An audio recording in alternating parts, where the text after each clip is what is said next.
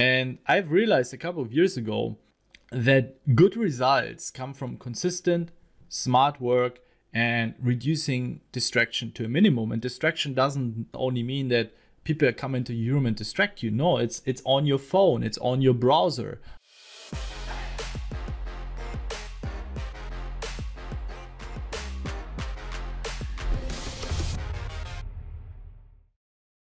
Hey, what's up everyone and welcome back. I hope every one of you guys is safe and healthy and you're staying at home. And today I want to talk a little bit about why certain players are successful in poker and why certain players somehow can't manage to get successful in poker. And my statement, and I know it's a very bold statement and a lot of you guys might attack me for that, is that the average person cannot make money in poker. And I used to think that everyone can make money in poker, but now after reading thousands of messages of people sharing their stories and sharing their experience and having hundreds, if not even thousands of hours of coaching and engaging with other players and hearing their thoughts and their stories, I do believe that there is so much more than that. And I will elaborate on that. And I think it's very important that you listen now for the next 5, 10, 15 minutes. I don't know how long it's going to take. But there are a few things that actually are more important than just applying a good strategy. There's so much more than that. And I feel like everyone is focusing on trying to play good poker, which is important, don't get me wrong, but there's so much more to that that leads up to that moment when it comes to making that decision of, playing a hand in a certain way. And you have to understand that in order to master poker, you need to be incredibly dedicated, and you cannot just apply some tactics and some strategies and then try to play well. Very often you will fail. You're neglecting too many things that happened prior, and you need to improve your mindset and your routines. Your everyday life has to be designed in a way that will put you in the best possible mental situation to perform to the best of your ability.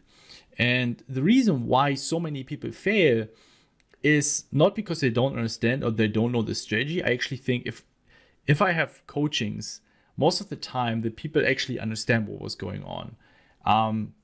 Yes, of course, we also work on the strategies, don't get me wrong. And that's why in my private coachings, I only work with professionals, because I don't want to charge money to tell them to get their shit straight, to get their routine straight, to live a healthy life, to work on their mindset, on their egos, and so on and so forth.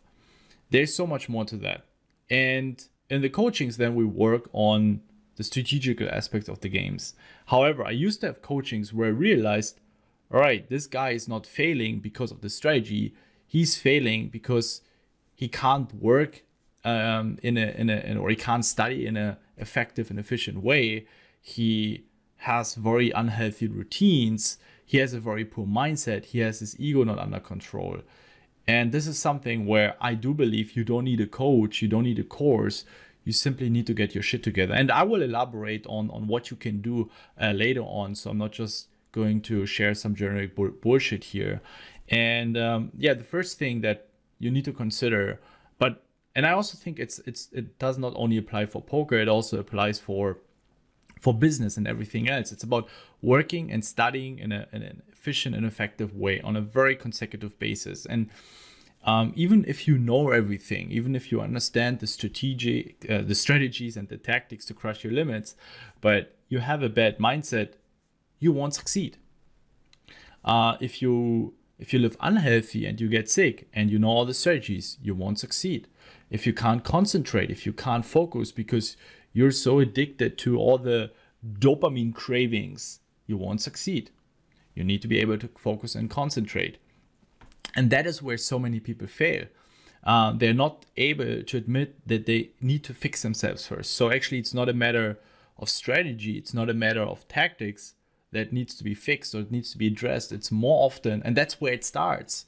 At some point, yes, when you master all these things of having healthy routines, of having a good mindset, of being able to study dedicated and focused for 45, 60 minutes without giving in to your dopamine cravings, then of course it also becomes important to work on the strategy and to master the tactics of poker. But you need to admit that most of the time it's actually about fixing yourself first. It's such a bad word, and I actually don't like it, but you get the point. And I don't find a better word to describe what I actually mean. And I have discovered that for myself as well, that I was always so focused on trying to always apply the best possible strategies and learning new strategies. And yes, it's important to a certain degree, but once I shift the focus more towards also improving my mindset and also improving my work routines, which means also working and studying in an efficient and effective manner, I had much better results in poker as well. And I would say that most of my students, they're not incredibly smart. They're not some prodigies, but they study in a smart way. They have no problem to admit that they suck in certain spots. And also very important, they're very relentless and brave when it comes to making exploits, even though they might seem as very stupid on the outside, and they're not afraid of stepping out of their comfort zone. They also, of course, can drop their egos, and they understand that, they also have limited willpower and they need to use their time effectively. So these things that appear actually as very simple and it's very easy, yet most people turn it around and only focus on learning the strategies and trying to play good poker and neglect all the things that I just mentioned. And I will also explain them a little bit more in depth what I mean and how you can improve that. And it just, over the course of the last week, it just got so clear to me. And most of the messages I get and most of the stories here, I would say, dude, you have so much more to fix. There's so much more. Just don't play poker for a while. Try to get all the areas in order and then come back. And I would say if I look at most poker players, and I think all of them are doing it, maybe some of them are subconsciously doing it, but they understand that it needs some very diligent work in order to get good in poker, right? And they understand that they need to use their time effectively and efficiently. And I want to ask you something. How much time can you focus on something before you feel the urge to check messages or to give in to social media cravings or checking news or eating out of boredom or playing video games? Basically, to satisfy your dopamine kicks. That's actually such an important area, but I feel like it's not really being talked about. And especially if you play a game that requires so much focus, concentration, and willpower, why is it not really talked about? And you need so much. I think, some days it applies for me as well. It's just we're human beings. It's not that I have some magic power. It doesn't apply for me. So I also need to be aware of it and work on it. But you need so much dopamine to get through the day and get things done. That's not very sustainable. And I've realized a couple of years ago that good results come from consistent, smart work and reducing distraction to a minimum. And distraction doesn't only mean that people come into your room and distract you. No, it's on your phone, it's on your browser. I talk about these distractions, and it gets worse and worse. And if you are not putting a certain level of awareness into that, and you cut that distraction and you're proactive and you try to stay in charge, you will turn into a slave of all the devices and all the distractions.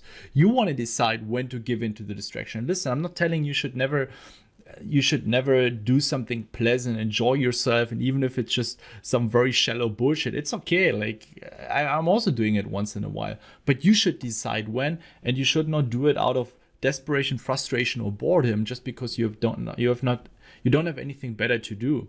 And that's my point. And that's where the difference of distracting versus enjoying yourself, right? Because most of the time it's just you distracting yourself from something. Whereas when you decide, hey, on Saturday I'm going to binge watch Lord of the Rings and I'm going to have a pizza, it's going to be epic, I'm going to be enjoying it. Even you couldn't say no to that. But before I get my work done, this is where you're going to enjoy it. And you also afterwards, you're not going to feel bad about it. So But on the day-to-day basis, it just got to a level for a lot of people where it really hinders them to get good results in terms of putting in some effective hours of studying, right? Because every 10 minutes they have to check social media, and in order to reach the flow state, in order to reach a deep level of understanding something. And listen, if you're someone that studies poker and you still don't really understand what is going on, that's what I mean. Take a step back. Don't only focus on learning the strategies, focus on learning in an effective way. And I think for most people, my diagnosis would be that they have an issue with their dopamine cravings, and you should be working on that. And I'm also going to share the way I'm dealing with that and the way I'm coping with that, and what are the methods that I'm using in order to keep my dopamine cravings in balance, so to speak. I mean, we can't control it, but we can manage it. And this is my approach. I never try to suppress anything. I try to change the relationship with it, and I try to manage it, and I try to stay in charge, but I'm not trying to control it. If that makes sense. I mean, I'm kind of trying to control it, but it gets you the perspective that where I'm coming from. It works for me. And listen, everything that I'm sharing here is just my point of view, the way I see the things, the way they have been working for me and many other students. And I'm not here having an agenda trying to keep you away from poker. So I'm luring you into my courses. Actually, if you haven't figured out that shit, if you feel like, all right, this is not really working out for me, I'm not really able to make progress, even though I'm putting a lot of work and I'm putting in a lot of hours of studying, yet I'm not really seeing any progress in my study routines or study sessions. And I really don't want you to invest any money in anything. I even don't want you to buy my courses or invest money in anything, because in order also to get the value out of each course or each piece of content, you need to be able to sit there for 30, 45, 60 minutes without distraction and learn what is in there to get the most value out of it. If you every 10, 15 minutes have to check your social media, then it's not really going to work out, and you're just wasting your money. And you think you're studying, you think you're learning, but it's not in a level of deepness that it actually requires for you to make progress, that you can apply it.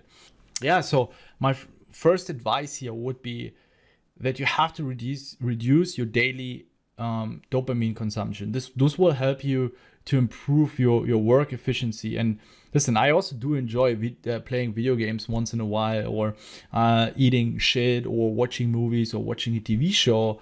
But I feel like most of the time, it comes from a level that I'm aware of. I'm going to decide, hey, tonight I'm going to play a couple of hours PUBG, or I'm going to have some steak with my girlfriend, or we're going to order a burger and watch a movie, right? And this is, it's a little bit more of planning involved. So I make the conscious decision, I'm going to enjoy myself with this kind of stuff. It's not, I don't know what to do, okay, let's do that stuff.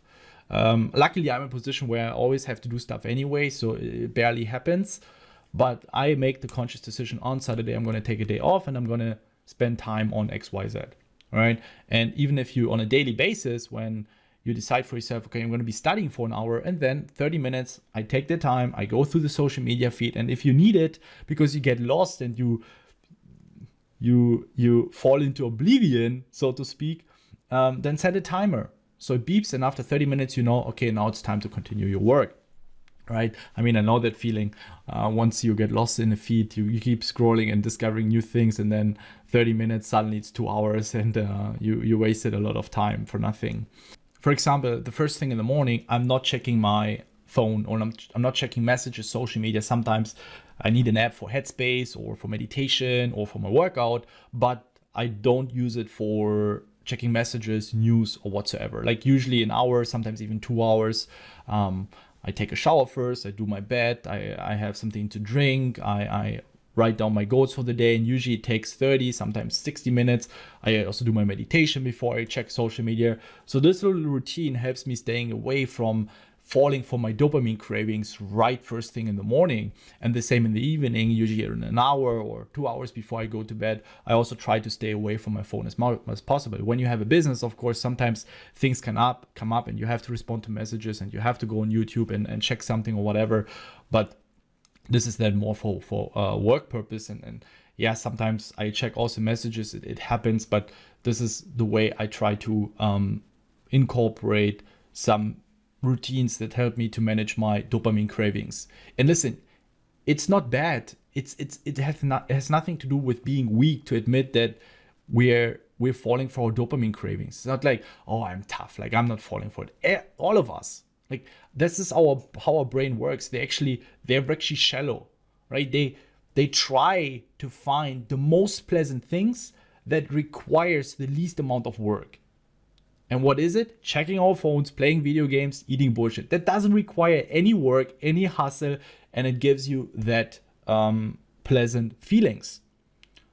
Otherwise, everyone would be working really hard to experience the pleasant moments after building a business for 3 years, and then finally you succeed. But your brain doesn't want you to do that because it's so much hard work and it's so painful. So it wants to avoid the pain. It wants to go the path of least resistance, and that's why it wants you to do that. It's very shallow. It's actually quite dumb when it comes to that. It makes logic. I mean, it makes sense, but it does give you some short-term rewards, but it will of course give you some, it will be detrimental in the long term, of course, for health benefits, and it will make you dumber if you just if you just do dumb shit every day. If you're just someone that jumps around mentally from one feed to another, and messages here and there, and you can't really concentrate on studying. Listen,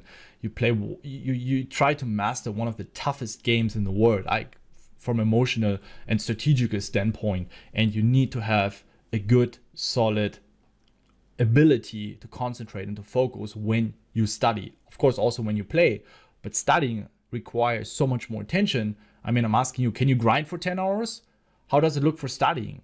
I'm pretty sure studying for 10 hours is going to be much tougher. And after 3-4 hours, your attention span will drop so much that you basically are not really keeping anything anymore. You won't learn anything. But for grinding, we can grind for 8 hours, we can grind for 9 hours, and we still have a solid game. Listen, it's important, but just to give you that perspective on how much willpower and how much attention actually studying requires. I also do on a larger scale. I might be a little bit more hardcore here than most of the people, but I try to also do dopamine fastings for a longer period of time, 7 days, 10 days, 14 days. Last year I was in Iceland, where I just rented a tiny cottage, and I cut out every distraction. I had no internet, and really helps me to regain this the ability to enter the flow state, and just this mental clarity. Wow, it feels so peaceful. And I can also just think about what I want in life, and it gives me so much peace and so much time that I can think about the things that are truly important in my life. It works for me. Also, my workouts, I think working out also really helps to increase your willpower. If you once in a while you also do tougher workouts, then I do food fasting, so I'm not eating for 5 to 10 days once or twice a year. Also helps me to increase my willpower afterwards. I feel like I can sit there for 4 hours. Actually, fun fact, after 4 or 5 days not eating, I can work so much better in a much more efficient way than with eating. If you want to check out more, I can maybe also make a video about my experiences with fasting and how it has improved my mental clarity, my overall well-being, and it's just cleansing my body, and I feel so much better afterwards. But this is a different story. And from all the messages I get, and from all the talks I have with aspiring, especially most of the time young poker players, and them sharing their struggles, it's 98%, I would say 98%, never a matter of strategy. It's almost always a matter of the wrong mindset, poor work ethics, working too hard instead of working smart, too big of an ego, not enjoying the process, only doing it for the money. And you hear me saying that on social media and in YouTube, that if you don't enjoy studying and discovering new strategies, so essentially really enjoying the process, and this is so important, and this is true. And if you don't enjoy that, if you don't enjoy working with other poker players, if you don't enjoy learning from your mistakes, and you don't enjoy growing as a person, and it doesn't mean everything is always going to be unicorn happiness, you will not succeed in poker. The chances that you will get up when things are not going so well are going to be incredibly small. You will be way more susceptible for giving up, and you simply don't have the stand-up mentality that it requires in order to succeed in poker. And I mean, this is something where you have to sit down and figure out why you play poker in the first place, and start becoming aware of the progress you make as a person, and shift your attention away from making the money, shifting towards, all right, what I'm actually learning here. What are the benefits? What I'm really getting out of poker? And if you can't see it, then poker might be the wrong thing for you, as harsh as it seems. Because everything that we do, and we just do it for the money, usually is not sustainable. And you hear it saying everyone, and I know that probably 47 out of 50 people still believe that, yeah, no, like if I'm going to have the money, everything is going to be better. I'm going to be in such a better place, but it's simply not true. So start enjoying the process, see the benefits that poker brings, even though you might not have the monetary success right now, but all the mental benefits, like you will be so much calmer, you will be so much more relaxed, you will improve your decision-making process so much, not only in poker, but also in life. And like, at least for me, I started becoming so much more rational and so much more objective on things, was able to change my perspective, understand people better, and trying to focus on facts and not what my ego wants. You're able to control your ego, or to manage your ego much better. I don't think we're able to control our egos. I think we can manage our egos in a much better way and change the relationship with our egos. So these benefits and many more, if you're not able to see them, I think it's going to be really hard, because poker can be extremely hard, and you need something to realize, all right, there's still benefits of playing poker. So if you want to get into poker, or you have these problems, what I would do is I would put poker aside, and incorporate some routines into your life that will reduce and detox your dopamine cravings, that will improve your work and study efficiency. Practicing mindfulness through meditation, having a workout routine, and following a healthy diet. This sounds like a lot, but a lot of the things are actually that I want you to reduce instead of doing. So actually it will end up saving you time. And something like meditation, it's 10-20 minutes a day, working out 3-4 times a week, 20 to 30 minute workouts. It's not a lot of time, and it's an investment in your body. It's an investment in your mind that will bring you so much more happiness, peace, and freedom into your life. If you don't have the time for it, please, then don't complain that you're in a shitty place. Then it's all your fault, period. And it doesn't need to be extreme. You don't need to be perfect in everything. I mean, just moving your body, just doing something, whether it's swimming, playing a sport, lifting, cardio, running, it doesn't matter. Like, I think at least if you move your body, if you do some sort of physical activity, you will already experience some major benefits. Same for health. I don't think you need to get into a super sophisticated diet. I think just following some basic principles, no fast food, no soda, reducing sugar, or at best cutting out artificial sugar at all, as little processed food as possible, a lot of veggies, a lot of fruits. Of course, if you want to keep eating meat, that's fine. I'm a big proponent of vegan diet, but here and there, I try to incorporate as much vegan food into my diet as possible. But here and there, I also do enjoy having fish or meat. So I'm not claiming I'm a vegan. I think it has a lot of benefits, but I don't want to start this debate here, because talking about food, some people feel very quickly irritated about that, and everyone has their own diet that they think is the ultimate truth. I do intermittent fasting. I simply try to eat healthy, and but yeah, it's up to you to figure out what works for you. But I think there's some undeniable rules that you need to follow in order to have some to experience those health benefits. And it has been scientifically proven over and over again that food also has a significant impact on our level of attention, of our level of awareness, and which is key for poker, right? So focus on that, and then if you have that in place, it also brings you a solid fundament for everything that you try to accomplish. Let's say you retire from poker, you quit poker, you can just swap it out and swap it in for something else. Like you want to go into business, or you want to build a business, and you already have such a strong mindset and such strong routines, working study routines, that it also help you to build a business, because you can focus on one thing and one thing only for a longer period of time without giving into your distraction. You are healthy, you're fit, you're getting less sick. It doesn't really matter, but you need this fundament for everything, I do believe, and also for poker. And so many people just try to focus on strategy, learning the strategy, and neglect most of the aspects that I was talking about. So you have to understand, when you compete in poker, you're competing with someone else. Same as you would compete in any other sport. Whether it's a team sport like football, whether it's a single sport like tennis, who wins in sports? Very easy. Whoever performs the best, right? And how do they make sure to perform the best? They practice, of course. They focus on the strategy, which is one part in poker. Of course, it's also one part. I'm not saying never study strategy. They take care of their nutrition. And just because in poker you sit in a chair doesn't mean that you don't need to work out.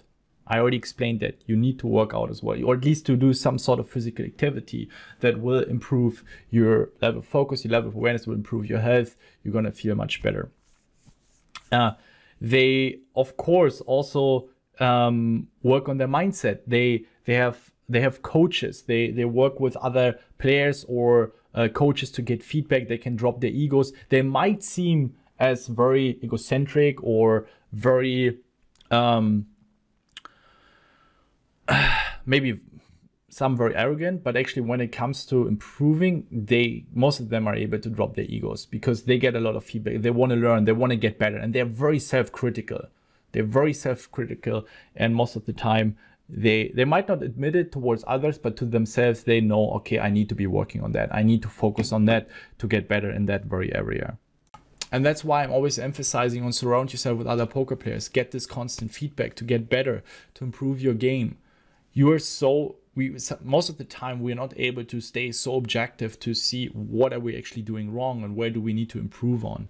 And then at the end, it decides whoever brings the best performance. Usually in sports and poker, it's the best performance and variance, right? And so easy to blame the variance. So don't fall for that trap. Focus on the performance that you bring to the table, and the performance is a result of your level of coping or dealing with your dopamine cravings. So you can apply a very high level of focus when you study. You have healthy routines. You can study efficiently and effectively. You work out. This all has an impact on the strategy that you execute. So don't do the mistake on execute the strategy. That's why I'm saying the average person will not win money in poker, because the average person simply just tries to apply some strategies.